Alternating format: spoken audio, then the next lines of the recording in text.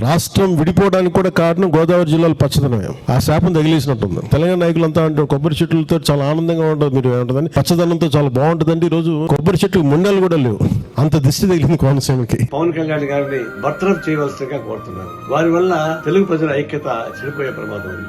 ఒకవైపున తెలుగు ప్రజానీకం భౌగోళికంగా విడిపోయారు తప్ప శారీరకంగా కానీ శత్రుత్వం కానీ లేదు. రేవంత్ రెడ్డి ముఖ్యమంత్రిగా ఉంటూ వాళ్ళ కూతుర్ని భీమవరం ఇచ్చాడు ఆంధ్రప్రదేశ్ అంటే లేవు కదా. ఆయన గతంలో చేగువేరా డ్రెస్ వేసుకుని తిరిగాడు, విప్లవాది అనుకున్నాడు, మంచిది ఆడేసి మారాడు. మరి ఇప్పుడు సావర్కర్ శిష్యుగా మారాడు, సనాతన ధర్మం పూజిస్తా ఉన్నాడు. పూజించుకునేయండి. ఇప్పుడు ఆయన సనాతన ధర్మంలో మునిగిపోయాడు కాబట్టి ఆ భాష వస్తా ఉంది, ఇది దిశ తగిలింది అని చెప్పేసి మాట వస్తుంది. అది సనాతన ధర్మం నమ్మేవాడు అట్లా మాట్లాడుతూ ఉంటారు. ఇప్పుడు ఆయన స్వేచ్ఛగా తిరగమని చెప్పండి, సనాతన ధర్మాన్ని పూజాల్సిన తిరగమని చెప్పండి, గుళ్ళు తిరగమని చెప్పండి, హాయిగా ఉంటుంది, హాయిగా మంచిది. అలాగే రాజకీయ నాయకులు కానీ తగడు ఉప ముఖ్యమంత్రిగా ఉంటే రాష్ట్ర ప్రజలకు ఉపయోగపడదు కాబట్టి తక్షణం వారిని పత్రం చేయవలసిందిగా కోరుతాం.